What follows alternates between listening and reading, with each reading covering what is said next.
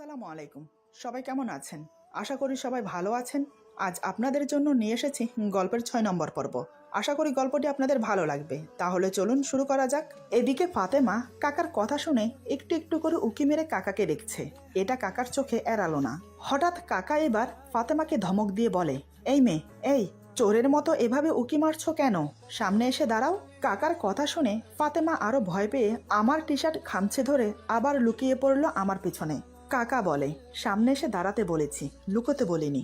আমি চুপি চুপি ফাতেমাকে বললাম, কাকার কথা মতো চুপচাপ সামনে গিয়ে দাঁড়াও, তা না হলে।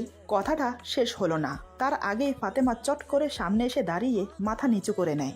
আগেই বলেছি, কালো রঙের থ্রি পিসে ফাতেমাকে অপূর্ব সুন্দর লাগছিল। এদিকে ফাতেমাকে দেখার সাথে সাথে অটোমেটিকলি কাকার রাগ পড়ে গেল। কাকা ফাতেমার দিকে তাকিয়ে অবাক হয়ে বিড়বিড় করে বলে, মাশা আল্লাহ, মাশা আল্লাহ। এ তো দেখছি স্বর্গের হুর থেকে কোনো অংশে কম না। স্বর্গের হুরকেও হার মানাবে এমন একটা মেয়ে যদি আমার মাহিরের বউ হতো, তাহলে আর কি চাই। তবে ফাতেমার দিকে তাকিয়ে কাকা এটা বুঝলো, ফাতেমা খুব ভয় পেয়ে আছে, আর বয়সে অনেক ছোট। ওকে মেজাজ দেখিয়ে কথা বললে আরো ভয় পেয়ে যাবে। তাই কাকা খুবই নরম সুরে ফাতেমাকে বলে, মামুনি, এদিকে আমার পাশে এসে বসো। কাকার কথা শুনে ফাতেমা এবার মুখ তুলে কাকার দিকে তাকালো। কাকা মুচকি এসে বলে, এসো, এখানটায় বসো। ফাতেমা ধীরে ধীরে কাকার পাশে গিয়ে বসলো। এটা দেখে তো আমরা দুজনেই অবাক। একটু আগে তো অগ্নিমুক্তি ধারণ করেছিল কাকা, আর এখন হঠাৎ করে রাগ কমে গেল। কি আজব কাণ্ড রে ভাই। এদিকে কাকা ফাতেমার মাথায় হাত বুলিয়ে বলে, তোমার নাম কি মা? ফাতেমা আমতা আমতা করে বলে, মানে আমার নাম ফাতেমা বিনতে ইকরা। কাকা বলে, মাশাআল্লাহ, খুব সুন্দর নাম, ঠিক তোমার মতো। আচ্ছা মা, তুমি কিসে পড়ো? ফাতেমা বলে, এই তো 3 মাস হলো কলেজে ভর্তি হয়েছি। কাকা বলে, তা মা, তোমার বাবা কি করে? ফাতেমা বলে, আমার বাবা নেই। আমার বয়স যখন 8 বছর তখন বাবা মারা যায়। কাকা বলে, সরি মা, আমি জানতাম না। তা ফ্যামিলিতে তোমার কে কে আছে মা? ফাতেমা বলে, তেমন কেউ নেই, আমি আর শুধু মা আছে। কাকা বলে, ওকে, বুঝলাম। তোমার মা কোথায় থাকে? ফাতেমা বলে, গ্রামের বাড়িতে থাকে। কাকা বলে, তাহলে তুমি কোথায় থাকো এখানে? ফাতেমা বলে, আমি হোস্টেলে থেকে লেখাপড়া করি।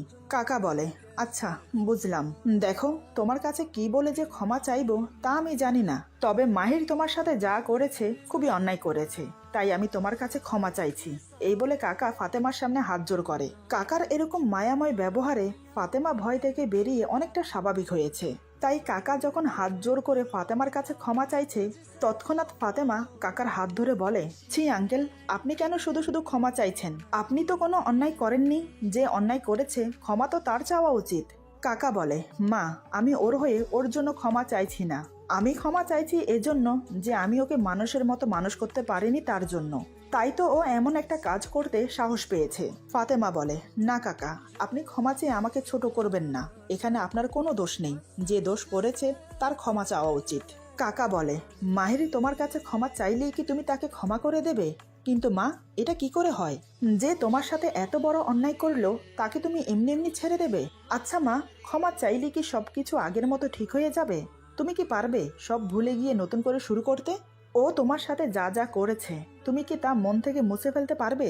মাহির যতই আমার আপনজন হোক না কেন, সে যা করেছে তার শাস্তি তো তাকে পেতেই হবে। কাকার কথা শুনে ফাতেমা মাথা নিচু করে চোখের পানি ফেলছে। আমার দেওয়া প্রত্যেকটা আঘাতের কথা মনের পর্দায় এক এক করে ফুটে উঠছে। এতক্ষণ কাকার কথা শুনে যাও একটু সহানুভূতি হয়েছিল আমার উপর, সেটা এখন তীব্র ঘৃণায় পরিণত হয়েছে। ফাতেমা বেশ কিছুক্ষণ পর কান্না করতে করতে বলে, কাকা, যা হারিয়েছি ওনাকে শাস্তি দিলে কি তা ফিরে পাবো? আচ্ছা কাকা, কলঙ্কের দাগ কি ওনাকে শাস্তি দিলে মুছে যাবে? কলঙ্কের দাগ কি কখনো কোনো কিছুতে মুছে ফেলা যায়? কাকা বলে, না, কলঙ্কের দাগ কখনো মোছে না। তাই বলে এই নয় যে যে অপরাধ করেছে তাকে শাস্তি না দিয়ে ছেড়ে দেবে। তাই আমি বলি কি, শাস্তির বদলে শাস্তি দেওয়া উচিত। যে কলঙ্কের দাগ নিয়ে তোমাকে সারা জীবন বয়ে বেড়াতে হবে, তেমনি আমিও চাই ওকে তুমি এমন একটা শাস্তি দাও যেটা ওকে সারা জীবন বয়ে বেড়াতে হয়। ফাতেমা চোখের পানি মুছে কাকার দিকে তাকিয়ে বলে, শাস্তি? কাকা বলে, হ্যাঁ, শাস্তি। কেন, তুমি চাও না মা যে তোমার সাথে অন্যায় করেছে তার শাস্তি হোক? ফাতেমা বলে, শাস্তি দিলেই কি আমি আমার সম্মানটা ফিরে পাবো? কাকা বলে, যেটা হারিয়েছ সেটা তো ফিরে পাবে না, তবে আমার মনে হয় শাস্তির মতো শাস্তি দিতে জানলে হারিয়ে যাওয়ার সম্মানও ফিরে পাওয়া যায়। ফাতেমা উল্টো হাতে চোখের পানি মুছে হঠাৎ বলে, একটা থাপ্পড় মারলে কেমন হয় কাকা? ফাতেমার সরলতা দেখে কাকা অবাক হয়ে যায়, মনে মনে হাসে। কাকা মনে মনে বলে, মেয়েটা তো দেখছি খুবই সরল সোজা, এমন একটা মেয়ে তো চাই আমার মাহিরের জন্য। কাকা বলে, শুধু একটা থাপ্পড়, এতে কি হবে মা? আরো ভয়ঙ্কর কিছু। ফাতেমা বলে, চোর রাস্তার মোড়ে কান ধরিয়ে দাঁড় করিয়ে রাখলে কেমন হয়? কাকা মুচকি এসে বলে, শুধু কান ধরিয়ে রাখবে? এতে কি হবে? কয়েকদিন মানুষ বলা বলি করবে, তারপরে সব ঠিক হয়ে যাবে। এর থেকেও ভয়ঙ্কর কিছু ভাবো। ফাতেমা কিছুক্ষণ চুপ থেকে বলে, পুলিশে দিলে কেমন হয়? কাকা বলে, আরে মা, এত সিম্পল শাস্তি দিলে কিছুই হবে না। ধরে নাও এখন ওকে পুলিশে ধরে নিয়ে যাবে, আবার এখনই ছেড়ে দেবে, কারণ বড়লোক বাপের ছেলে কিনা, বোঝই তো, টাকার গরম আছে, এমনি ফটাফট ছুটে চলে আসবে। না না, এতে হবে না। আরো আরো ভয়ঙ্কর কিছু ভাবো, এমন কিছু ভাবো যে সারা জীবন তুমি ওকে তোমার ইশারায় নাচাতে পারো। এমন শাস্তি দাও যেটা তুমি উঠতে বসতে দেখতে পারো।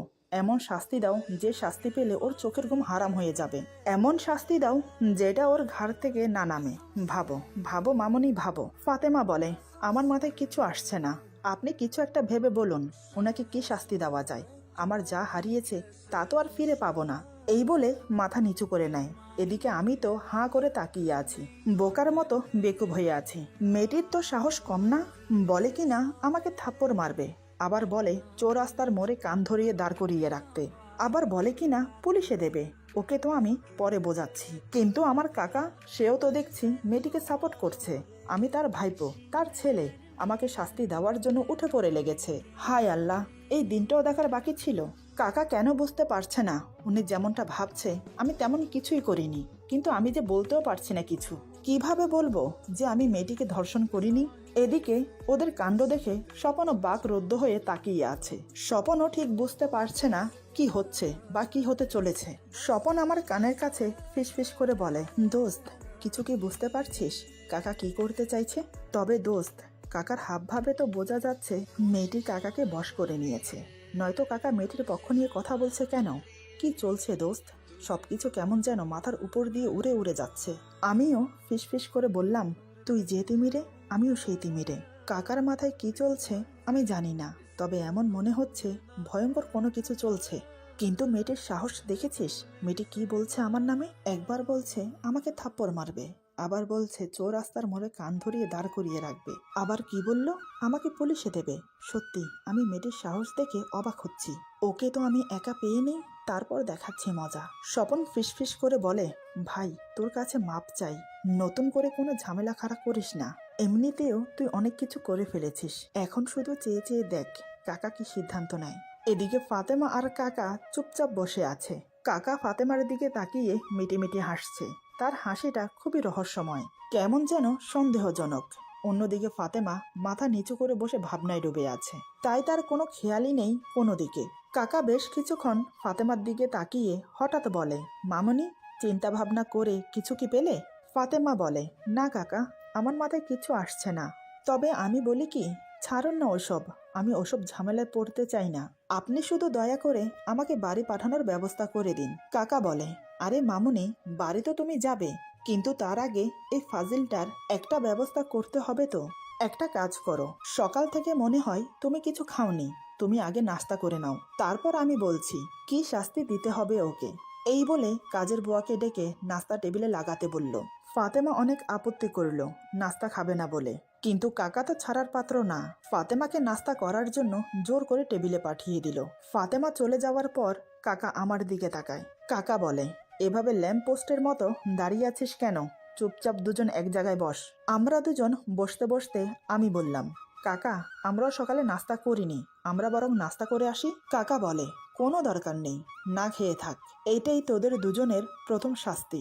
আমি আর স্বপন একে অপরের দিকে তাকিয়ে মাথা নিচু করে নিলাম কাকার কথা শুনে। কাকা হাকিম কাকাকে বলে, তুমি আমার সাথে একটু আসো তো ভিতরে, কথা আছে। তারপর আমার দিকে তাকিয়ে বলে, আর তোমরা দুজন আমি না আসা পর্যন্ত এখান থেকে এক কদমও লড়বে না। এই বলে হাকিম কাকাকে নিয়ে উঠে গেল। পাশেই কাকার স্টাডি রুম, সেখানে গিয়ে দরজা বন্ধ করে হাকিম কাকার সাথে কি যেন পরামর্শ করলো। বেশ কিছুক্ষণ পর দুজন বেরিয়ে এসে সোফায় বসলো। তাদের মুখ দেখে বোঝা বড় দায় তাদের মনে কি চলছে। এদিকে ফাতেমাও নাস্তা করে চলে আসে, সে দাঁড়িয়ে আছে। কাকা বলে, মামুনি, নাস্তা হয়ে গেছে? ফাতেমা উপর নিচ মাথা নেড়ে সম্মতি জানায়। কাকা বলে, বেশ, এবার তুমি আমার পাশে চুপটি করে বসো। ফাতেমা কোনো কথা না বলে কাকার পাশে গিয়ে বসে। কাকার কি মনে হতেই একটা কলম আর ডায়েরি ফাতেমার দিকে এগিয়ে দিয়ে বলে, মা, তোমার বাড়ির ঠিকানাটা এখানে লিখে দাও আমাকে। কাকার কথা শুনে ফাতেমা কাকার দিকে তাকায়। কাকা বলে, তুমি বাড়ি যেতে চাও তো, তাই না? তাই বলছি, অ্যাড্রেসটা লিখে দাও। এদিকে আমরা শুধুই দর্শক, চেয়ে চেয়ে দেখা ছাড়া কিছু বলার সাহস নেই। কাকার কথা মতো ফাতেমা তার গ্রামের বাড়ির ঠিকানা লিখে দিল। ঠিকানাটা হাকিম কাকাকে দিয়ে বলে, তুমি আর দেরি করো না, এই ঠিকানায় চলে যাও। আর আমি তোমাকে যা যা বলতে বলেছি ঠিক সেটা সেটা বলবে, মনে থাকবে তো? হাকিম কাকা ঠিকানাটা পকেটে রেখে বলে, আপনি চিন্তা করবেন না, আমার সব মনে আছে।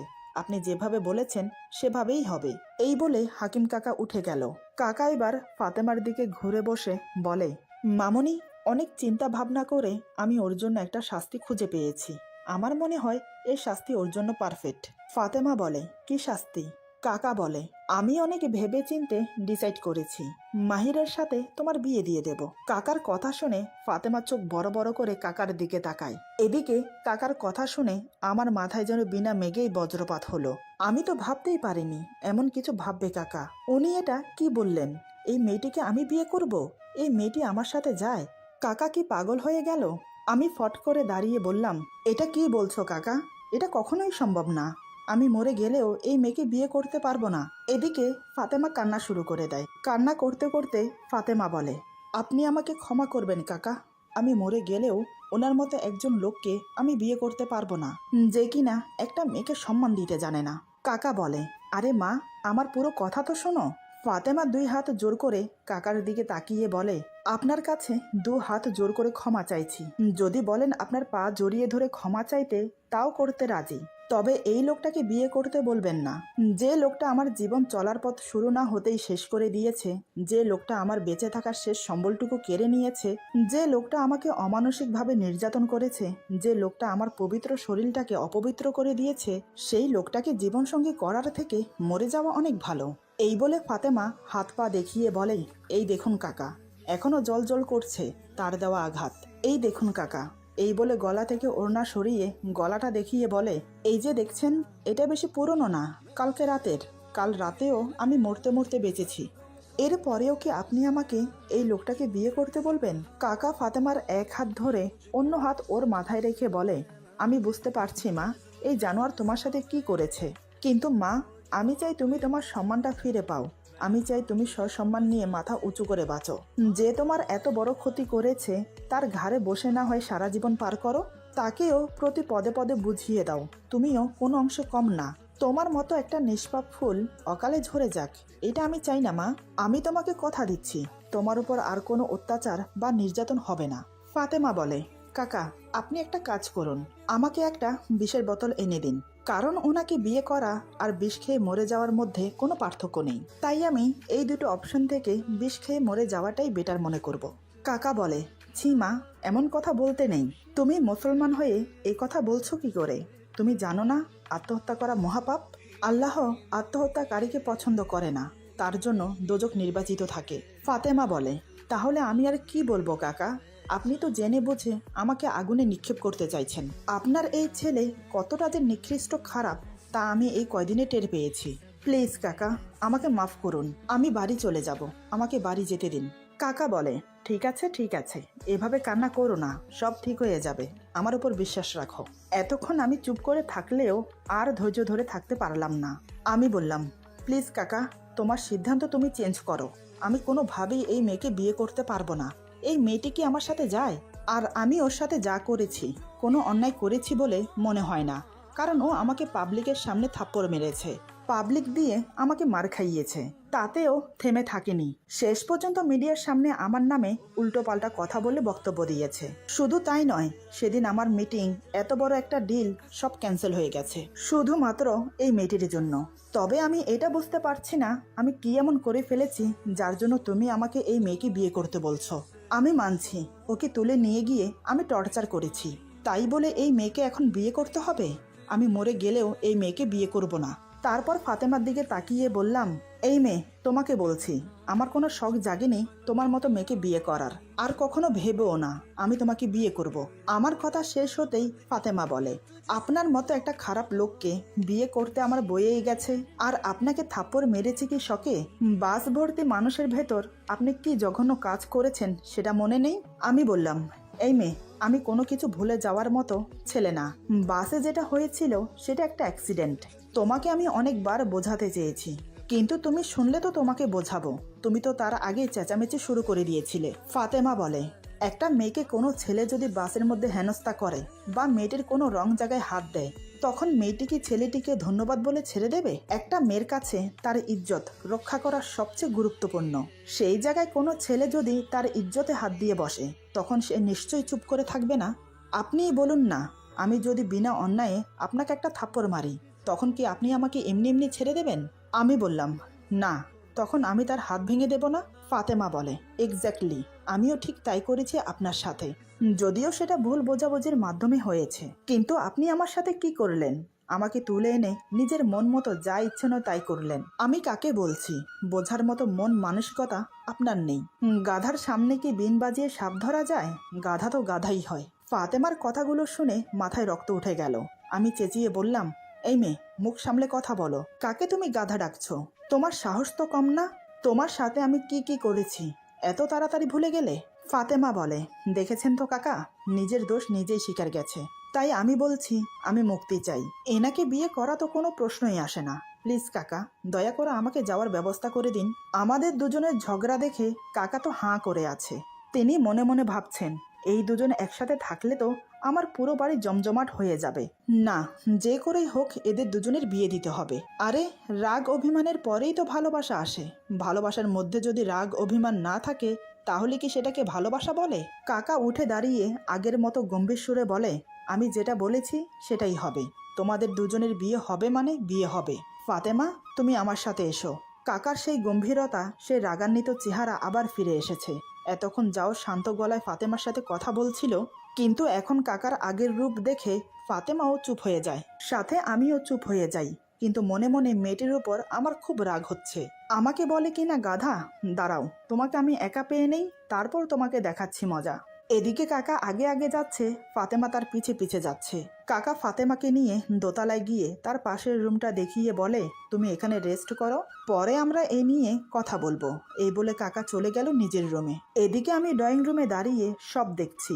যখন কাকা নিজের রুমে গিয়ে দরজা বন্ধ করে দিল, তখন আমি স্বপনকে বললাম, তুই এখানে দাঁড়া, আমি আসছি। স্বপন তো আমার বিয়ের কথা শুনে শক খেয়ে দাঁড়িয়ে আছে। যেটা ও এমনি এমনি বলেছে সেটাই এখন বাস্তবে হতে চলেছে। আমার কোনো কথা ওর কানে গেল না। আমি যে ওকে ছেড়ে দোতলায় চলে এসেছি সেটা ও খেয়াল ছিল না। স্বপন একদৃষ্টে একদিকে তাকিয়ে ভাবনায় ডুবে আছে। এদিকে ফাতেমা রুমে গিয়ে পা ঝুলিয়ে খাটে বসে আছে।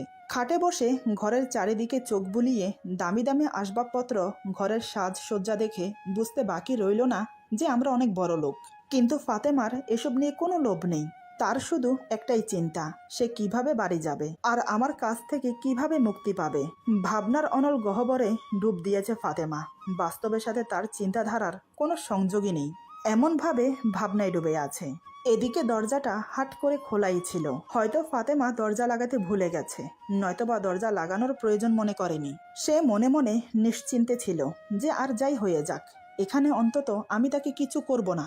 কিন্তু তার ধারণা ভুল হলো।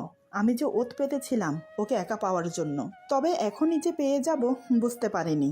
আমি দোতলায় এসে পা টিপে টিপে ফাতেমার রুমে প্রবেশ করি, কিন্তু দরজা লাগাতে গিয়ে আওয়াজ করে ফেলি। তাতেই ফাতেমার চোখে ধরা পড়ে যায়। আমাকে ওভাবে দরজা লাগাতে দেখে ফাতেমা খাটের উপর উঠে পেছোতে থাকে আর বলে, আপনি এখানে কি কি কি করছেন? এইভাবে দরজা লাগাচ্ছেন কেন? আমি কিছু না বলে দরজা লাগিয়ে এক পা দুপা করে ফাতেমার সামনে এসে দাঁড়াই। ফাতেমা শুকনো ঢোক গিলে বলে, কি কি কি হলো? আপনি এভাবে সামনে এগোচ্ছেন কেন? আমি কিন্তু চিৎকার করে কাকাকে ডাকবো। আমি বললাম, চুপ, একদম চুপ। একটা কথা বললে না, খবর আছে তোমার। বাহিরে তো কাকার সামনে যা ইচ্ছে নয় তাই বলে ফরফর করছিলে, এখন এত সাহস গেল কোথায়? কি বলেছিলে আমাকে? থাপ্পড় মারবে? মারো তো দেখি। আবার কি বলেছিলে? আমাকে কান ধরিয়ে মোড়ের সামনে দাঁড় করিয়ে রাখবে। আবার কি বললে যেন? পুলিশে দেবে। আবার আরেকটা কি যেন বললে। ও হ্যাঁ, মনে পড়েছে, আমি গাধা। তোমার সাহস কি করে হয় আমাকে গাধা বলার? আমার বাড়িতে এসে আমার সামনে দাঁড়িয়ে আমার সাথে উঁচু গলায় কথা বলার? ফাতেমা বুঝতে পারলো এখন তার রক্ষা নেই, তাই সে হাত জোর করে বলে, আমি আর বলবো না, আমার ভুল হয়ে গেছে, এবারের মতো ক্ষমা করে দেন।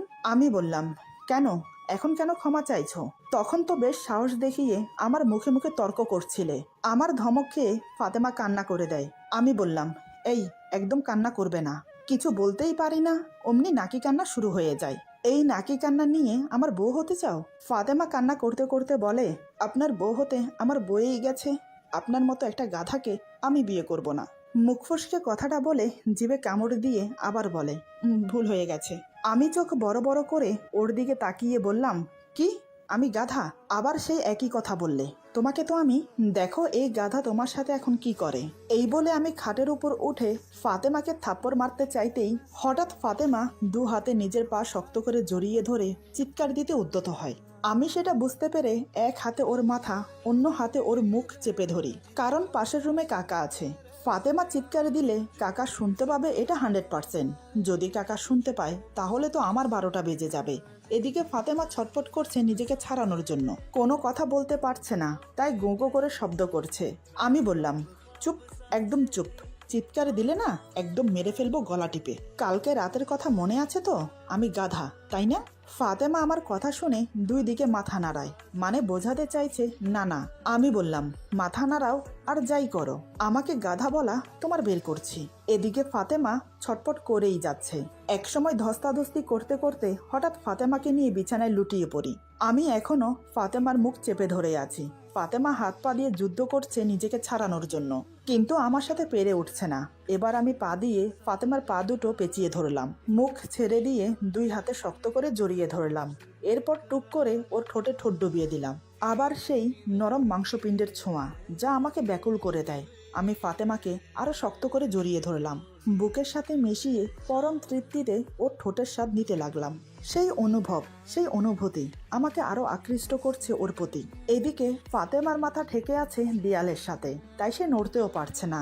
এবার সে নিজেকে ছাড়ানোর চেষ্টা না করে আমার বুকে নিজেকে এলিয়ে দিয়ে কান্না করতে থাকে। বেশ কিছুক্ষণ পর অনুভব করলাম মুখে নোনতা নোনতা স্বাদ আসছে। এতক্ষণ চোখ বন্ধ করে থাকার কারণে কিছু খেয়াল করিনি। এখন নোনতা স্বাদ পেয়ে চোখ খুলে দেখি ফাতেমার চোখের পানি গাল বেয়ে গড়িয়ে আমার ঠোঁটের কাছে এসে পড়ছে। এটা দেখে আমি তৎক্ষণাৎ ওকে ছেড়ে দিলাম। বুঝতে পারলাম আবার সে অজান্তে একই ভুল করে ফেলেছি আমি। এদিকে ফাতেমা চিৎকার দিয়ে কান্না করছে। আমি কোনো মতে নিজেকে স্বাভাবিক করে বললাম, এই এভাবে কান্না করো না, কাকা শুনে ফেলবে তো, প্লিজ একবার শান্ত হয়ে আমার কথা শোনো। আমার পুরো কথা শেষ হলো না, তার আগেই হঠাৎ ফাতেমা যা করলো তার জন্য আমি বিন্দুমাত্র প্রস্তুত ছিলাম না। কথা বলার ভাষা হারিয়ে ফেলেছি আমি। কি বলবো, কি করা উচিত কিছুই বুঝতে পারছি না। এরপর যা হলো, আজকের গল্প এখানে সমাপ্ত। গল্পের বাকি অংশ পেয়ে যাবেন আগামী পর্বে। সবাই ভালো থাকবেন, আল্লাহ হাফিজ।